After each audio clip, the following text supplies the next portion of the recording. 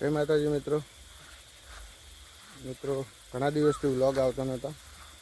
એનું કારણ એક જ હતું કે નોકરીમાંથી કોઈ ફ્રી થવાનો ટાઈમ મળતો નહોતો. સાંજના ટાઈમે ઘરે આવવામાં પણ લેટ થઈ જતું હતું ખૂબ બધું. પણ આજે રવિવાર હતો તો ઘરે હતો. રવિવારના કારણે તો આખો દિવસ તો ઘરે જ હતા, કારણ કે અત્યારે ગરમી કેટલી પડે છે તમને તો ખબર જ છે મિત્રો બધાને. અને સવારમાં તો અત્યારે શું લગ્નની સિઝન ચાલુ છે, એટલે સવારમાં તો લગ્નમાં ગયો હતો, એટલે 2 કલાક જેવો લગ્નમાં રોકાઈને ગરમીના કારણે રિટર્ન આવી ગયો હતો. પણ પછી બેઠો હતો ને ભાઈ લાવવાનું કીધું ખેતરમાં ઓટો મારતા આવીએ. તો મિત્રો ખેતરમાં ઓટો મારવા આવ્યો હતો, પણ તમે દેખો આટલી ગરમીના કારણે પણ ભાઈ ખેતરમાં ઓટો માર્યા પછી તો એમ થયું. અહીંયા આવીને ઊભો રહ્યો ત્યારે ખબર પડી કે ખેતરમાં ફરતો એક બાજુ ફુવારા ચાલુ હોય. દેખો મિત્રો ફુવારા ચાલુ હોય તો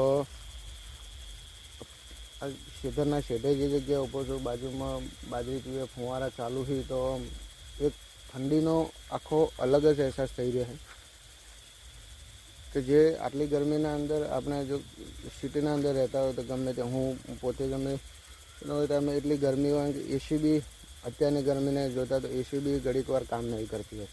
પણ અત્યારે આ કુદરતના ખોળે જ્યારે ઊભા હોય ને અને એક બાજુ આવું વાતાવરણ હોય, સાંજનો ટાઈમ છે તો દેખો ખાલી મિત્રો અત્યારે તો સુરત દાદા તો આથમી ગયા છે, પણ આ અહીંયા ઊભો છે જે એક મસ્ત એટલો ઠંડા પવનનો અહેસાસ થઈ રહ્યો છે ને તો વાત છોડો મિત્રો. આવી ઠંડી તો એમ અત્યારે નાઇટમાં ઊંઘ્યા હોય ને તો એક બાજુ ફુવારા ચાલુ હોય તો એસી કરતી બી વધારે મજા આવે મિત્રો. અને આવી રીતે કુદરતના ખોળે રહેવાની તો મિત્રો મજા જ કંઈ અલગ હોય છે. આમ મિત્રો હવેથી રેગ્યુલર બ્લોગ ચાલુ થઈ જશે. અત્યારે શું થોડો ટાઈમ થોડું કામ હતું, એના કારણે સાંજના ઘરે આવવામાં પણ લેટ થઈ જતું હતું, એટલે બ્લોગ બનાવવાનો કંઈ ટાઈમ મળતો નહોતો. મિત્રો દેખો ખાલી જે આ ફુવારા ચાલુ છે અને અત્યારે જે એક ગરમીનો અહેસાસ થતો જ નથી, કારણ કે આ ખેતરના છેટાઈને એક બાજુ ફુવારા ચાલુ છે અને સાંજના ટાઈમે એમાંય ખેતરમાં ફરવાની મજા. કુદરતના ખોળે ફરતા હોય ને ત્યારે એક બાજુ સાંજના ટાઈમે પક્ષીઓનો કલરવ હોય. એ સાંજના ગામડે રહીને કે એમાંય પાછું ખેતરમાં રહેવાની આ મજા જ કંઈક અલગ હોય. આના કારણે જ ગામડું રળિયામણું લાગતું હોય છે. પણ અત્યારે તો શું એ કામના અર્થે ધંધાના તે તમે સિટીમાં રહો વાત અલગ છે, પણ આ કુદરતના ખોળે રહેવાની જ મજા પણ કંઈક અલગ છે મિત્રો. દેખો ખાલી જે આમ તો હાલ જે ગરમી છે એ જોતો તો તમે બહાર ફરી જ ના શકો, પણ તમે ગામડામાં રહેતા હોય અને જો સાંજના ટાઈમે બહાર નીકળ્યા હોય, સવારના ઝાકરના ટાઈમે બહાર નીકળ્યા હોય તો મજા જ કંઈક અલગ છે. દિવસે તો ગરમી ખેતરમાં બી અત્યારે તો એટલી જ લાગતી હોય છે.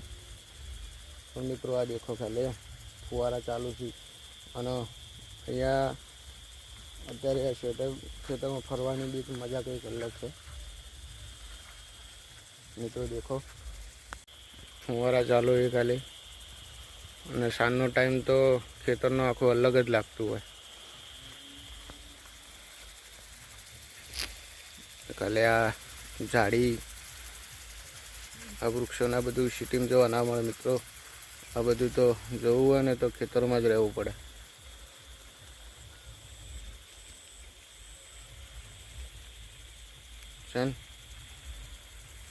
દેખો મિત્રો પાછળ ફુવારા ચાલુ, પાછળ પક્ષીઓનો અવાજ, આ મોરનો અવાજ, આ બધું તો દેખવું હોય ને તો મિત્રો ખેતરમાં જ રહેવું પડે ને અમે ગામડામાં જ રહેવું પડે. આ બધું સાંભળવું હોય પક્ષીઓનો અવાજ સાંજના ટાઈમે.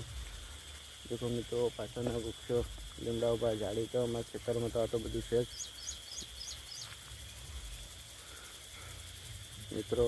હવેથી રેગ્યુલર બ્લોગ આવશે જ, તો હવે ભૂલતા નહીં બ્લોગ જોવાનું. અને મિત્રો બ્લોગ ગમે તો લાઈક કરવાનું ભૂલતા નહીં. મારી ચેનલ એજી બ્લોગ ચેનલને સબસ્ક્રાઈબ કરવાનું પણ ભૂલતા નહીં મિત્રો. આવા જ કુદરતના ખોળે રમતા અને આવા જ રમણીય જે કુદરત આ જે ખેતરનું રમણીય વાતાવરણ, સાંજનો ટાઈમ, આવો ઠંડીનો અસર, આવા બધા વિડીયો જોવા માટે મિત્રો અને આવા મિત્રો આવતા જ રહેશે વિડીયો, તમે તો વિડીયો જોવાનું ભૂલતા નહીં. ચલો મિત્રો મળીએ આગળના વ્લોગમાં. જય માતાજી, જય જવાન, જય કિસાન.